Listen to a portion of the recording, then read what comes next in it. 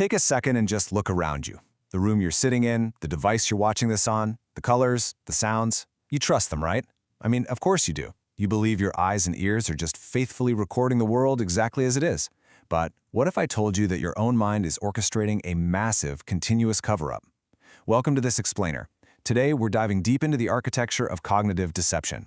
We're going to uncover this chilling neurobiological truth. Our brains actively, constantly, and literally, purposefully deceive us. And the craziest part, this grand illusion, it's the absolute only thing keeping us alive. It's a deeply unsettling mystery, right? I want you to seriously ask yourself right now, is what you're seeing actually real? For centuries, we just assumed our senses were kind of like a video camera, passively recording objective reality from the bottom up. Light hits the eye, signals travel up to the brain, boom, a picture is formed. But modern neuroscience reveals a completely different, almost sci-fi reality. Think about it. Your brain is locked inside a dark, silent, bony vault. It has literally zero direct access to the outside world. All it gets are these ambiguous electrical pulses. So to survive, it just has to guess what's out there.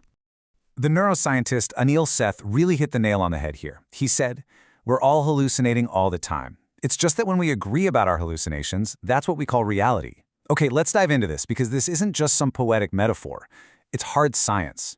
Your brain doesn't just passively process sensory input. No, it actively constructs your experienced reality from the inside out. And to prove just how much your brain is literally making things up, we really only need to look at how easily it can be tricked. Take a look at the famous checker-shadow illusion. Now, your brain is absolutely screaming at you that square A is dark gray and square B is a much lighter, almost white color. But here's the wild part. They are the exact same shade of gray. If we were to isolate them right now, they'd match perfectly. No way, right? So why does this happen? Well, it's because your brain has a whole lifetime of prior experience with shadows. It knows that shadows make surfaces appear darker than they actually are. So totally without your conscious permission, your brain just alters the image in your mind. It forces you to see two identical colors as completely different simply because it's predicting what the color should be rather than just recording what the color actually is. You know, we actually saw this exact same phenomenon hijack the entire internet a few years back with The Dress. Remember that? Was it white and gold or blue and black? The whole reason millions of people sought two totally different realities just comes down to context. That photo was overexposed, and it really lacked visual clues about the actual lighting in the room. And without that context, the brain just couldn't rely on the sensory data. It was forced to lean heavily on its own internal predictions. Your brain literally guessed the lighting conditions and then went ahead and painted the dress the color it predicted it should be. Wild, right?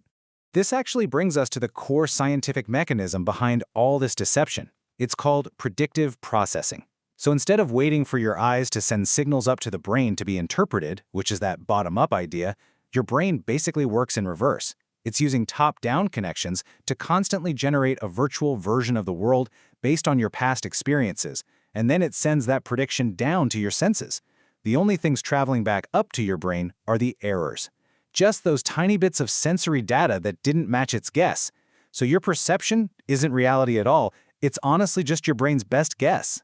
And this brilliantly illustrates the startling anatomical proof of this whole deception. Look at this ratio, 4:1. In certain areas of the visual cortex, there are 4 times as many top-down predictive connections coming from the brain down to the sensory areas as there are bottom-up connections going the other way.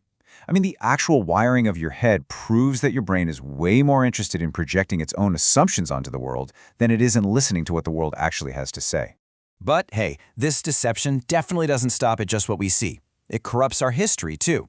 We tend to think of our memories as these perfectly preserved video recordings we can just rewind and play back. But in reality, memory is highly reconstructive. Sure, true memories rely on the visual cortex for exact, verbatim details, real precision, pattern separation. But false memories, those events you vividly, absolutely swear happened but actually didn't, those are stitched together using basic mental templates. Your brain basically grabs the general gist or schema of a situation and then just casually hallucinates the missing details to create a cohesive story. Now, in a healthy brain, this system just results in those minor, everyday false memories.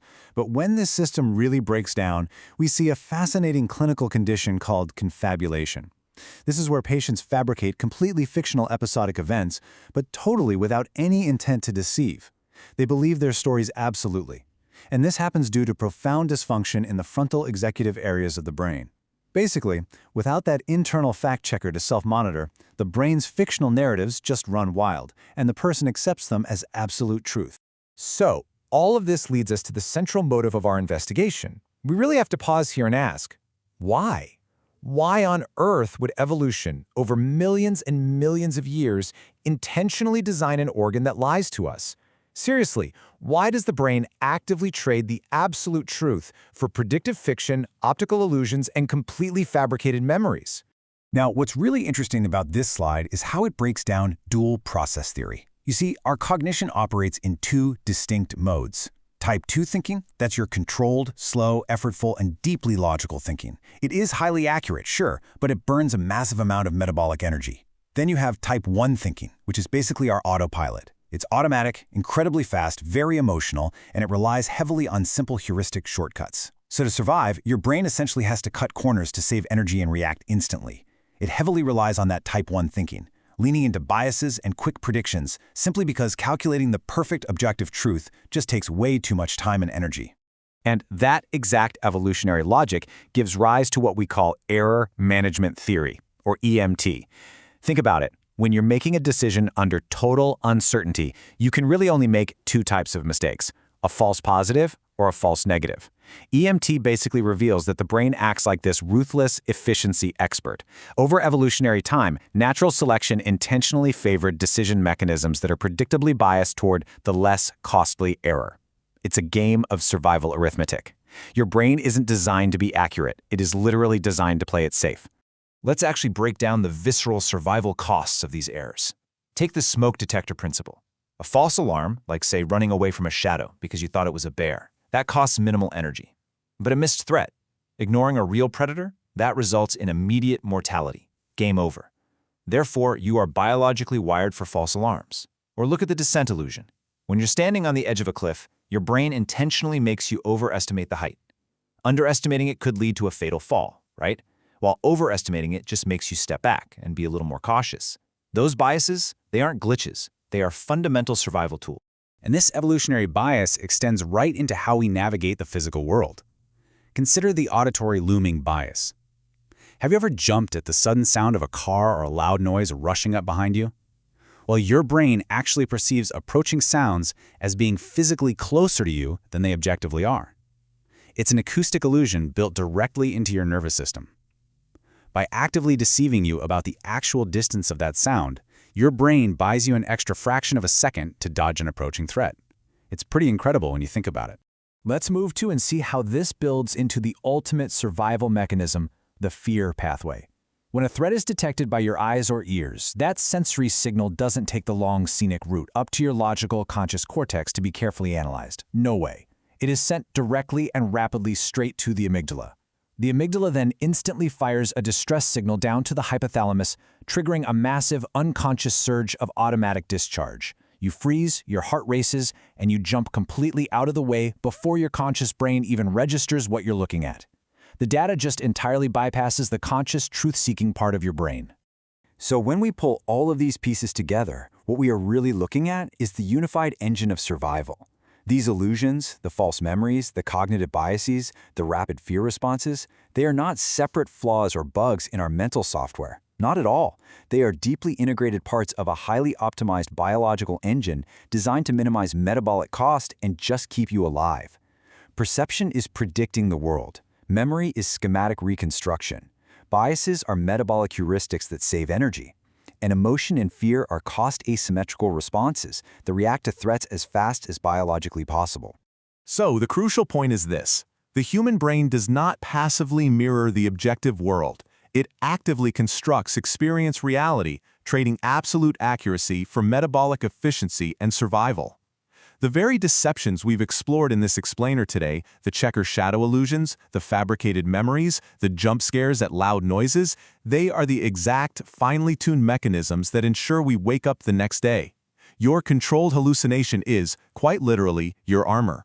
But as we close this investigation, I want to leave you with a slightly haunting thought.